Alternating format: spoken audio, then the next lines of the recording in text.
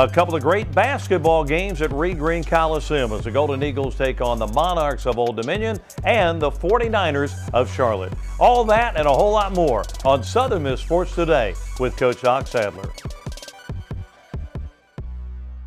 Well, hi everybody. Welcome to Southern Miss Sports Today with Coach Doc Sadler, presented by Bancorp South. Golden Eagles, a couple of home games this week at Reed Green Coliseum. A tough 5-point loss on Thursday night to Old Dominion, but then they bounced back with a big win over Charlotte on Saturday afternoon at Reed Green Coliseum. And we'll talk about both of those and also take you inside of our Golden Eagle basketball program a little bit later in the show. Doc, let's talk about the Old Dominion game. I'm not sure the Eagles have played a better first half of a basketball game as you did against Old Dominion, but unfortunately Old Dominion was able to bounce back and get a 5-point victory. No question about it. I thought, in the first half, offensively you can't play any better. I mean, we shot 72% and, went in the halftime with 39 points.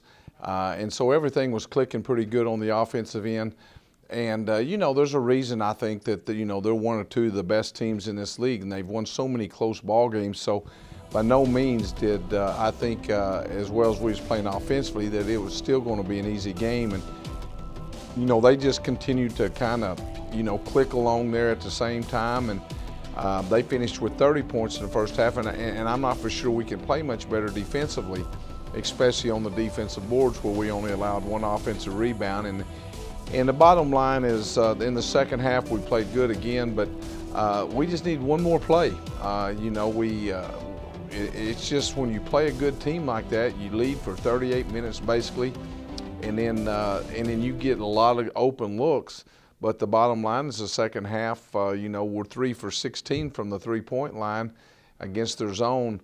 And all you needed is one basket on that end, or you just needed one stop on the other end, and you win the basketball game. And we didn't get to the free throw line as much as we'd like, and then we missed 4 free throws. And then they had a couple of guys that shoot under 60% that didn't miss any free throws down the stretch. So, it's just one of those things, as I told the team on Friday, is that, to take that next step, you've got to understand that each and every possession counts. And especially when it gets into the second half, you just don't have as much time to recover. So if you turn the basketball over, which we did 14 times, which is unusual for us, and they get a couple of three-point plays, then, that's the difference in the ball game. So was we disappointed? No doubt, because that was a game that I thought we really had a chance to win, and we just came up a little bit short. But hopefully at some point it's helped us, and it's going to help us down the road. And it was, there's no question, Old Dominion, if they're not the best team in the league, they're one of the top 2 or 3 teams in this league. And sometimes they just outplay you. It's a funny game sometimes. Well, they went to a small lineup, and because they couldn't guard us in the first half, and they went to a zone. And we have found a way pretty much all year against zones to hit a basket here or there, and teams don't stay in it. Well, he pretty much stayed in it, 17 or 18 minutes, and we just never did get going. Got some really good looks that usually will make some shots, but we just didn't. And so you got to give Old Dominion credit. They've got a nice basketball team. They've started the same lineup every game this year. Solid point guard, got 2 good wings, and the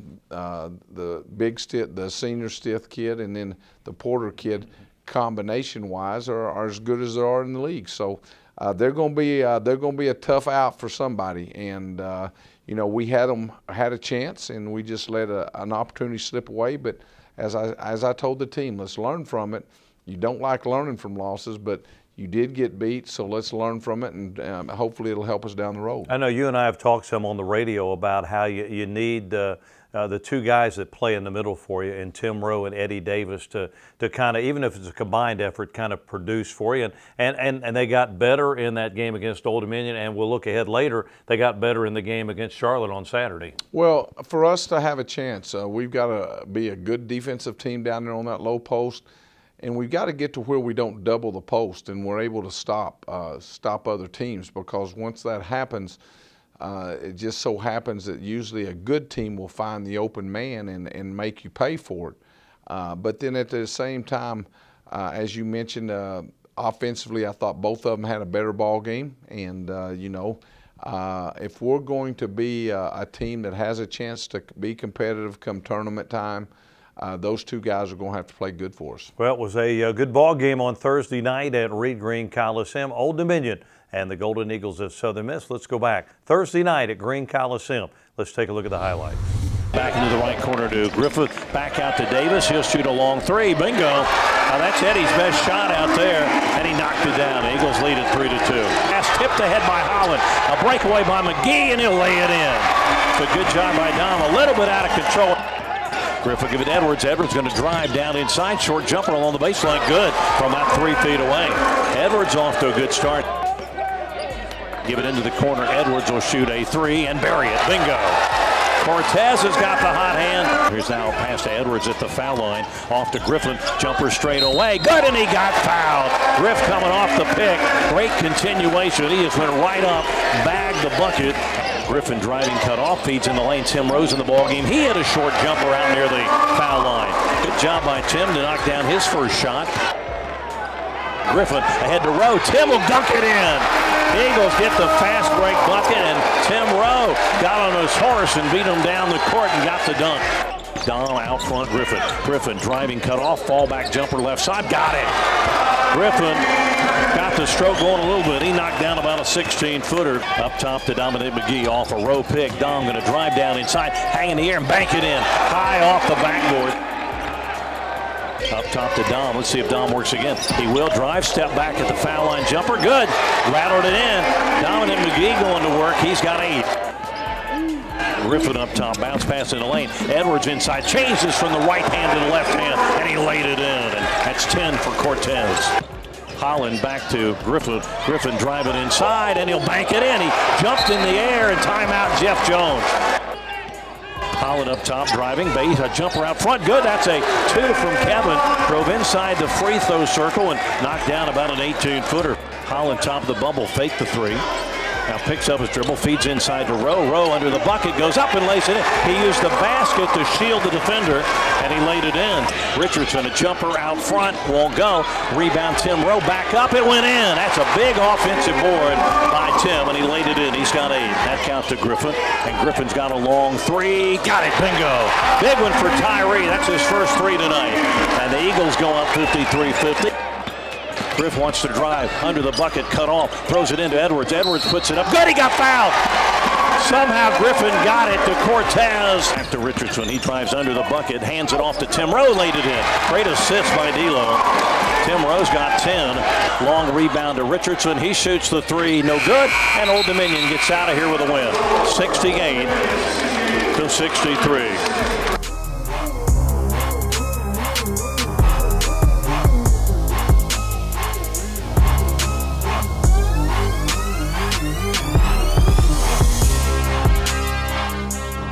So as you see, Old Dominion able to hang on and beat the Golden Eagles, and the Eagles now were getting ready for their next game. That was a Saturday afternoon ball game against a Charlotte ball club that's got a load of talent, guards, you know, like Davis, John Davis, who's one of the top scorers in the league, and talented ball club. But Doc, they've sort of found the going tough this year. They had a change, Charlotte did. Mark Price got out the 1st of December or so. Houston Fanchers had to take over, and he's trying to get that thing going. But that's a scary ball club, Charlotte, because they can shoot it, and they got some big guys inside. Well, as I told the team, you know, you look at the record and you can get confused real quick because they got 3 players that can play for just about anybody in this league and be good players for me. The Davis kid can start for anybody, and you know he's averaging right at 20 points a ball game. The Haslam kid is a down low post player that you have to defend, so you got to be concerned about that.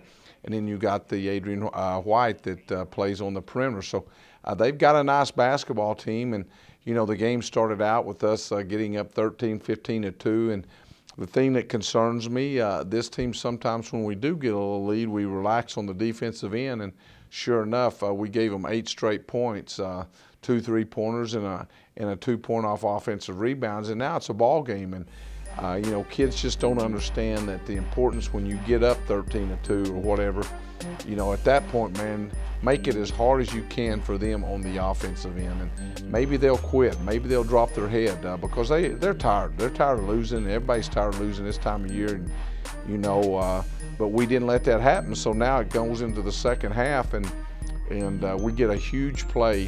They get a three-point play to start the second half. Then we come back with D'Angelo Richardson getting a big 4-point play. And that kind of picked us up, and Tyree, you know, didn't let us have the letdowns that we've been having defensively. And, you know, I thought it was probably the second half was about as good defensively as we can play. You and Davis, he ended up with 20 points, but 12 of those came, I think, the last 12 points of the ball game. So the meat of the ball game, him and White, you really kind of made them not even a part of the ball game. They couldn't get a lot of stuff going. Well, I think we did take away their best players, and you know, that's a credit to our kids. And Coach Townsend, you know, did a great job of the scouting report. So, you know, we did a good job, and then our offense started going. Cortez makes a big play on an out of bounds play, and you know, you just get some momentum going. I thought it was the best crowd. I told somebody maybe the best crowd we've had since we played Alabama my first year that I've been here. And again, this team is a team that should be fun to watch for people. They play their as hard as they can. They play their heart out for everybody. And hopefully the people that came maybe for the first time got a chance to see that. And, you know, we got 3 games at home left, and hopefully they'll come out and support us those last 3. A lot of guys came up big in that ball game against Charlotte, but, you know, I mean, like a broken record. I mean, Cortez Edwards just so many things. Plays great defense, had 10 rebounds in the game, double figures in points, steals, assists. I mean, he's about as a complete player as we've had, and is getting better, it seems like, every time. Well, again, you know, there's 3 or 4 guys that have to be good for us to even have a chance, and unfortunately they got to be really good every night. And Cortez has been one of the most consistent players we've had in the 3 years I've been here. And the thing that he's got going for him right now is he thinks the game so well, and he understands, and he really studies the other team, so he knows all the things that they're going to do, so he'll make 1 or 2 plays in the ball game that can be huge. You know, I told him a couple of games ago that he's got to get back to rebounding, and we ask him to do so much, just like we do Tyree and just like we do Kevin. We ask them guys to do so much, and, you know, I take for granted and that they're just probably wore out, but, you know, I talked to Tez about trying to get back to getting us 8, 9 rebounds a ball game, and the last 2 games against Old Dominion and against Charlotte, he did both. Well, it was a good one at Reed Green Coliseum. As Doc said, great atmosphere in the Coliseum on Saturday afternoon. Southern Miss and the Charlotte 49ers. Let's go back and take a look at the highlights as the Golden Eagles pick up the victory. Griffin, a bounce into Eddie Davis. Eddie in the lane, jump hook by Eddie is on the rim and in. Eddie Davis has got 5 points. And Kevin Holland out front gives it a drain. Right corner, Edwards shoots a jumper, bingo. That's a 2 by Edwards. Edwards has got 6 points and 4 rebounds already. So Edwards faking, dribbling, driving in the lane, little floater up and good. Edwards hit a 11-footer. Down to Hampton, 8 on the shot clock. Hampton drives inside, finger rolls it up and in. Good drive there by Penny. Griffin out front, thought about a 3, didn't take it, gives it to McGee. Dom spins and leans inside, got an easy layup. Oh, he left Ajukwa laying on the court. Edwards gonna dribble, give it to Griffin, another 3 straight away by Griff. Bingo! Good job of moving the ball around, and Griffin with a 3 gives the Golden Eagles a 15-point lead. Griffin into Edwards, got an easy one. He went off a pick and got on the other side of the bucket, laid it in. Edwards back to Richardson. D'Lo lobs it high over the top, caught by Rowe, got a layup. That's a favorite play of the Golden Eagles. They go up over the top, Rowe caught it and got the layup. 10 on the shot clock and the game clock. Griffin going to drive to the bucket, beat Davis and got a bucket. He just blew by Davis. Griffin driving and spinning, gives it up to Richardson, a 3, good, and he got fouled. Just like he did last year. Edwards knocked it away and got a steal. Edwards driving to the bucket, off to Rowe. Rowe puts it in and got fouled on the play. Oh boy, what a play by Edwards. Left corner McGee. McGee back to Griff. Griff driving the lane, hands it off to Rowe. Tim will dunk it in. Not away, Tim Rowe. Tim Rowe's got 9. Griffin in into McGee. McGee goes up, got a layup. He came around about a three-man pick, got a layup. Edwards left wing, driving the baseline, up under the bucket and hands it off inside. McGee got a layup. He hung in the air, Cortez hung in the air and handed it off to McGee for the easy layup. Here's Griffin with a drive down the lane, got bumped, throws it up and it rolls in. Not easy to get to the bucket, but Griff got there and got it to roll in. Eagles have a 19-point lead now. Edwards back to Hampton, left corner drain. Here's a three by LD. Bingo! Wow! That guy can shoot it. The Golden Eagles lead 61-37. Here's Edwards out front. Edwards lost it, got it back. Bounce pass underneath, and Davis dunks it in. What a pass from Edwards, and Davis dunks it in. Edwards, left corner, Hampton. He shoots a three. Bingo! Eddie knocks down a three. Here's Griffin left wing, up top drain. Three ball by LD. Bingo! And timeout, Southern Miss. Doc wants to get the subs in. Doc, Sadler, and Houston Fancher shake hands at midcourt. And Southern Miss picks up the victory, 72-54.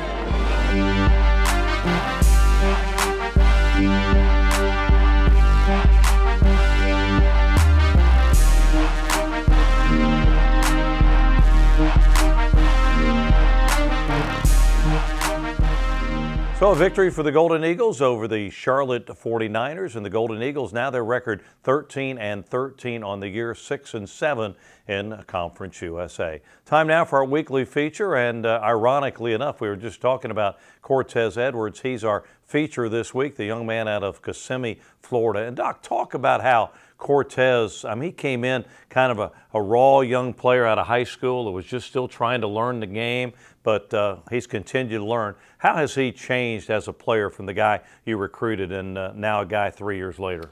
We know T. Anderson, who used to be longtime coach at Georgia, head coach at Murray State, and ended his career at Jackson State, called and told me about Cortez, and he was right. I mean, he was a player that just that thinks the game, and there's things that you can look at him and say, wow, you wished his shot was a little different, but he always makes the big plays. And from the first day that he came into Southern Miss in a summer practice, he picked up everything the first day, and we knew right then that here's a guy that can really think the game, understands the game, and with time, he's going to be a really good player.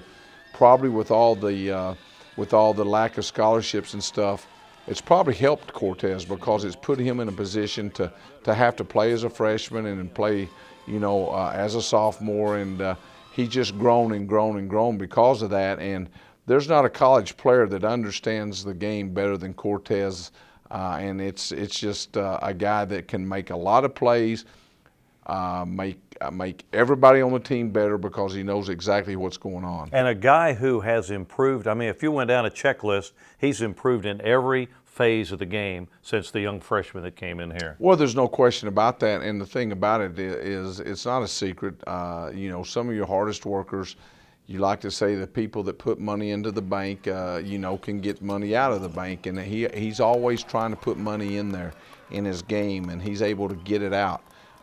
He's a guy that's going to come in during the week and get extra shooting in. He understands that, and he's willing to put in the time, and therefore that's why he's having the success that he is. One of the leaders of the ball club and a guy that's a lot of fun to watch. We enjoyed sitting down recently and visiting with him, so here's our talk. Let's find out about the young man out of Kissimmee, Florida, Cortez Edwards, our feature this week.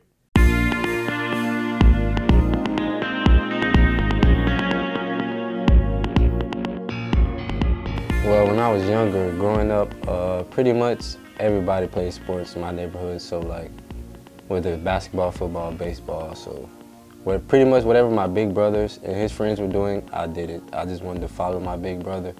So they were playing basketball, so I just wanted to play basketball. Then as I started to get older, like I seen my body type, I was like basketball would, fit me more. So I just ran with that. My brother, he played football, so he had a lot of friends. They would always come over, and like I always looked up to them, so whatever they did, I wanted to do. He had one friend, he played basketball, And he had braids like Allen Iverson. So Allen Iverson was his favorite player, so he became my favorite player. And I wanted to be like Allen Iverson after that, yeah. Moving to Hattiesburg was hard at first. I tried to, be a tough, guy, just brush it away and not show anybody that, it was gonna be tough for me. But the thing I did was I tried not to think about home, just focus on everything that was going on here and just not try to worry about that, because then I'll get homesick. The reason I come to the gym is I felt like for my sophomore year, I felt like I had to do something different for my freshman year. So like, once I tried that out, I began to see progress. So I was like, I'm gonna just stick with it. And then I just keep seeing progress. So I just work on things that maybe I missed this same shot these last 2 games, and I'm just going to work on this shot so I won't miss it in the next game, and just stuff like that. I've been trying to become a more consistent shooter, just focusing on little things. Like, even if it's by myself, no coaches, just trying to see what I'm doing wrong in my mechanics in my shot. Just mostly just working hard, working on everything, the little stuff. Getting back to this point where we compete is just hard work. Everybody comes to work. Well, we gotta, sometimes you gotta push some guys, do other things, but just showing everybody that hard work is just continue to pay off. I'm studying interdisciplinary studies. Basically, I'm just finding something. I'm not sure what I really want to do, but I'm thinking I'm gonna do some coaching. So I just picked something that I know I can fluctuate to what I want to take in classes. So that was the perfect major for me. For me, wearing the black and gold is like tradition. It's like, all the players before me, they put on the same colors and they played hard. So I feel like I should do the same thing.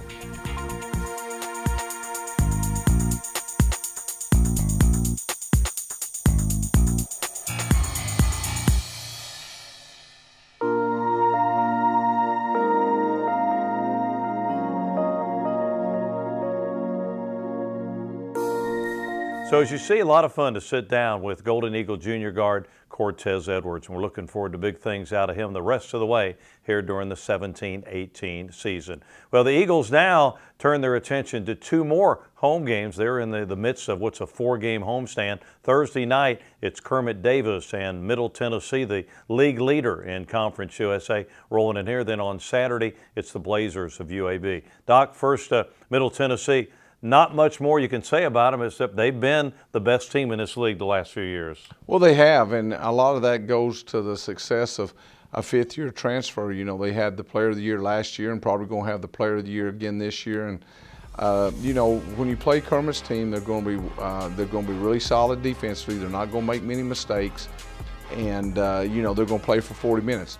They've got their program right now where you can play well for 38 minutes, but they're really believing that they're going to win over a 40-minute ball game. So, breaking their spirit and us having the confidence to hang in there for 40 minutes will be really big.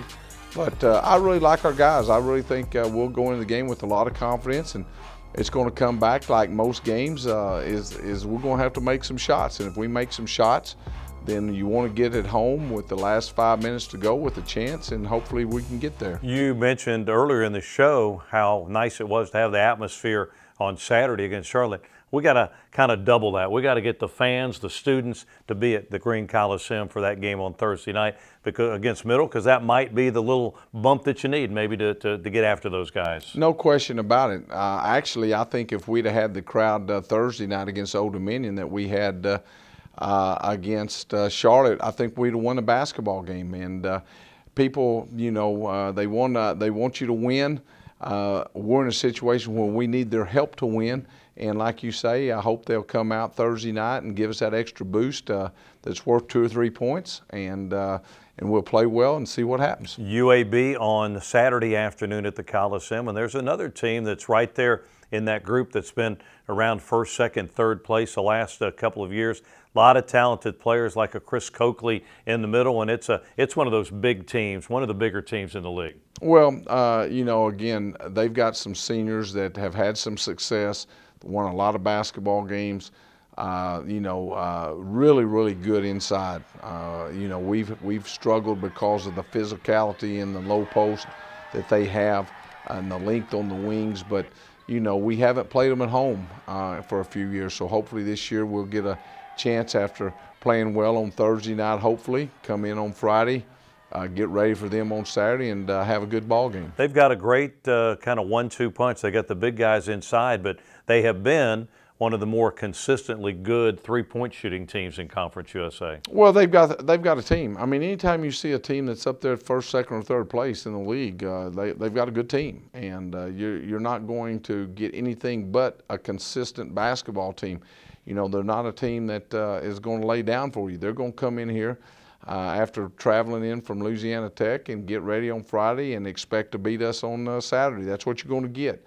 All those teams are playing for special seeding in the tournament also, and every win counts. Doc, thanks for the visit. We'll see you next week. Hey, thanks, John. All right, the Golden Eagles again. Middle Tennessee in here on Thursday night. The Blazers of UAB on Saturday. So a couple of good ones. Need you there at Reed Green Coliseum to kind of root for your Golden Eagles. See if we can't make something happen at Reed Green Coliseum on Thursday and Saturday. Don't forget Monday we're at Georgia Blue, where we sit around and talk a little Golden Eagle basketball on the Golden Eagle hotline. So why not make time to come by and visit with us, enjoy a great meal, sit down with us, and we'll talk a little Golden Eagle basketball. Have a great week, everybody. We will see you next time. Another inside look into Golden Eagle basketball. Good afternoon. Good night, everybody. You got me falling hard, sweet baby. You got me falling hard for you. And still, I felt this way before. You know it's true. And still, you got me more and more. Oh, you got me falling hard.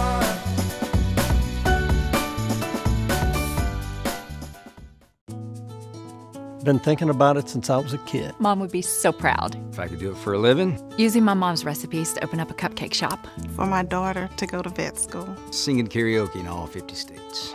Captaining my own shrimp boat. Tell us what you dream about. With the right loan or savings plan, we can make it a reality, no matter how crazy. That's right. Thank you. Thank you very much. Keeping you within reach of what matters most. We're Bancorp South, and we're right where you are. Hey Southern Miss fans, it's Toby Barker, Mayor of Hattiesburg. Mickey Spagnola once wrote, if you're going to war and you get to choose first, choose Southern Mississippi. Always choose Southern Mississippi. Don't fight Southern Mississippi, because no matter how hard you fight, those folks will fight harder. His words capture the character of our institution and our city. We here in Hattiesburg are writing a new story, one where we rise to our challenges with great excitement, one where we push our city to reach its potential, and most importantly, one where there's real partnership between the University of Southern Mississippi and the city of Hattiesburg. Southern Miss is vital to our city's success, from the quality of life it provides through athletics and the arts to the talent it cultivates in the classroom. We share a common destiny. Hattiesburg is proud to be Mississippi's college city, and we hope as we go forward you'll join us in supporting our Golden Eagles this season as they go to the top.